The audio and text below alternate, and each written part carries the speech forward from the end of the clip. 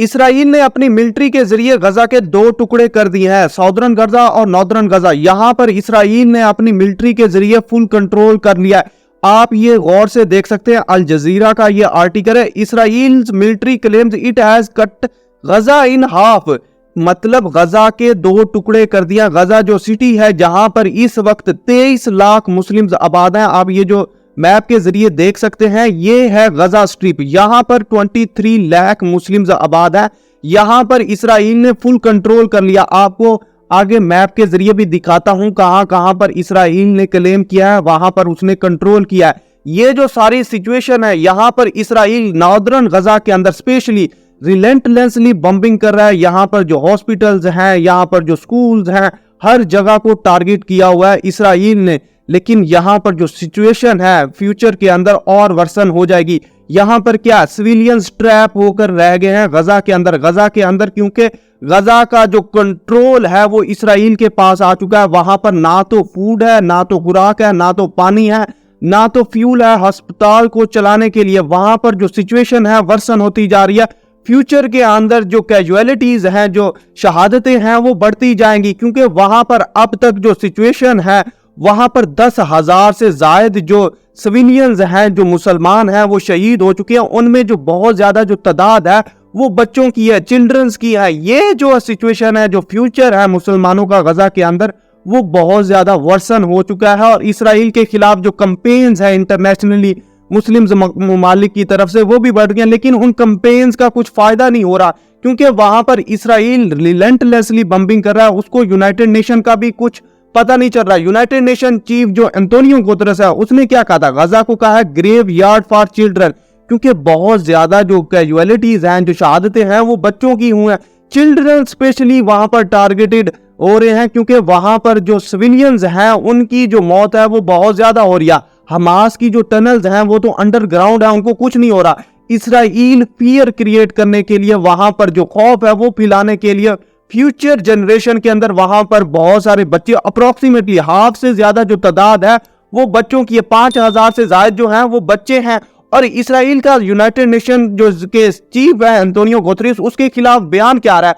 Antonio Guterres को कह रहे हैं, ये है यूनाइटेड नेशन के जो सेक्रेटरी जनरल है, उनको कह रहे हैं कि वो रिजाइन करे। Israeli envoy calls for him to resign, क्योंकि यूनाइटेड नेशन के चीफ की जो बहुत ज्यादा हमदर्दी है, वो इसराइल जो बम्बिंग कर रहा है गजा के अंदर, और वो गजा के किड्स के साथ है, बच्चों के साथ है। तो इसराइल क्या कह रहा है, यूनाइटेड नेशन के चीफ को, जो दुनिया के अंदर अमन लाती है, पीस लाती है, प्रॉस्पेरिटी लाती है, उसके चीफ को कह रहा है इसराइल वो रिजाइन कर रहे हैं, वो क्योंकि अपनी इंक्लिनेशन गजा के मुस्लिम्स के साथ दिखा रहा है। ये जो सारी सिचुएशन है ये इसराइल क्रिएट कर रहा है। इसराइल के पीछे कौन खड़ा, आप ये टाइम्स ऑफ इसराइल का अखबार भी देखते हैं।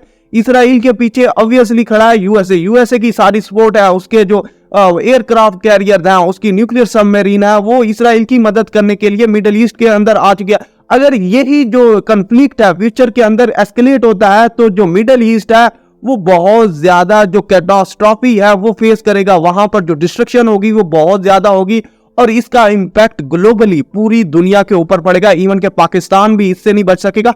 और सूरत हाल क्या है, ये आपको मैप दिखा रहा हूं। ये इसराइल क्लेम कर रहा है जो उसने नॉर्दर्न गजा को कट कर दिया। ये है नॉर्दर्न गजा। यहां पर ये जो आप सारा देख रहे हैं, इसके अंदर जो ब्लू पार्ट है आप ये देख रहे हैं, ये इसराइल कह रहा है मैंने कंप्लीट इसके ऊपर कंट्रोल कर लिया। इसराइल का कहना है, इसराइल की फौज ने यहां पर कंट्रोल कर लिया। ये है नॉर्दर्न गजा, गजा सिटी। यहां पर क्या है, इनकी जो सप्लाई लाइन है साउदर्न गजा के साथ वो कट चुकी है। मतलब ये सारे बिसीज्ड हैं, इनका घेराव हो चुका है, इनका जो सीज है वो इसराइल की मिलिट्री कर चुकी है। इनकी जो सप्लाई लाइन कट चुकी है, ना तो यहाँ पर कुछ वेपन पहुंचेगा, ना तो खुराक पहुंचेगी, ना तो पानी पहुंचेगा, ना तो फ्यूल पहुंचेगा। यहाँ पर जो हॉस्पिटल्स हैं गजा सिटी के अंदर, जो सिचुएशन है वो वर्सन होती जाए। ये इसराइल है, बाकी हमास के कंट्रोल में है। यहाँ पर हमास है, और यहां पर जो सिचुएशन है कंटिन्यूस वर्सन हो रही है। इवन कि यूएसए भी वरी कर रहा है। यूएसए क्या कह रहा है, वैसे वो इसराइल की तो सपोर्ट करे, इसराइल को कह रहा है मैं बहुत बड़ा परेशान हूं, यहां पर जो सिचुएशन है वो ऐसी क्रिएट ना करो। ये बहुत बड़ी चैलेंजिंग सूरत हाल है। यहाँ पर फ्यूचर के अंदर क्या है, वैसे ही कैजुअलिटीज होंगी खुराक की अदम दस्तयाबी की वजह से। जब खुराक ही नहीं होगी, लोग वैसे ही भूखे प्यासे मर जाएंगे। क्या फ्यूचर के अंदर यहां से क्या है, वो दोबारा लीडरशिप खड़ी नहीं होगी? क्या साउदर्न गजा के अंदर जो लोग हैं वो दोबारा रेबिलियन क्रिएट नहीं करेंगे इसराइल के लिए? ये एक बहुत बड़ा क्वेश्चन मार्क है। अगर आपको इसका आंसर आता है तो कमेंट बॉक्स के अंदर लाजमी बताएगा। और ईरान की हिपोक्रेसी, याद रखिए, ईरान के जो प्राइम मिनिस्टर हैं, जो प्रेसिडेंट है, उन्होंने मोदी को कहा क्या है कि use all its capabilities to end Israel assault on गजा।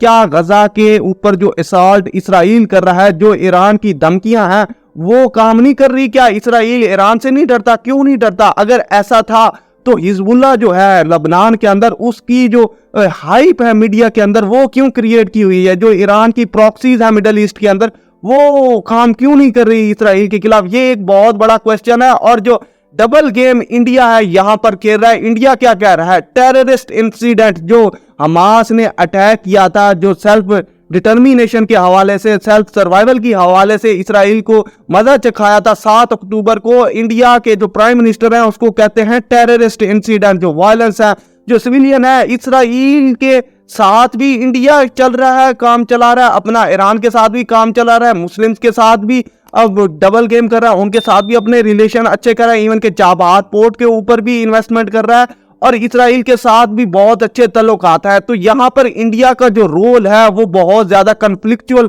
बन जाता है, क्योंकि यहाँ पर जो ये है वो मुस्लिम्स के हवाले से कभी भी साथ नहीं देने वाला, वो डबल गेम खेलता है इंडिया। यहाँ पर ईरान की जो प्रॉक्सीज हैं वो टोटली फेल हो चुकी हैं, जबकि इवन के हिजबुल्लाह के लीडर की जो स्पीच थी उसके बारे में इंडिया ने बहुत क्रिएट की हुई थी हाइप, लेकिन उसका जो इफेक्टिव रिस्पॉन्स है आपको बता चुका हूं। जो नॉर्दर्न गजा है वहां पर जो सिचुएशन है वो क्या क्रिएट हो चुकी है, और पाकिस्तान का जो भी रोल है वो भी ना होने के बराबर है। पाकिस्तान डिप्लोमेटिकली, इकोनॉमिकली आइसोलेट हो चुका है। पाकिस्तान का वो रिस्पॉन्स नहीं रहा इंटरनेशनल वर्ल्ड में जो होना चाहिए था। गजा के अंदर, नॉर्दर्न गजा स्पेशली, इसराइल हेल बना रहा है, उसको हेल क्रिएट कर रहा है दुनिया के अंदर। वहां पर जो कैजुअलिटीज हैं, जो शहादतें हैं, वो बहुत ज्यादा हो रही हैं, और मुस्लिम उम्मा के लिए ये एक बहुत बड़ा क्वेश्चन मार्क है। आपके ज़हन में क्या इस वक्त आता है कि हम हमास और इसराइल की वार को कैसे रोक सकते हैं? और आपको बता दूं, ये इसराइल और हमास की वार नहीं है, ये इसराइल और मुस्लिम्स की वार है, ये इसराइल और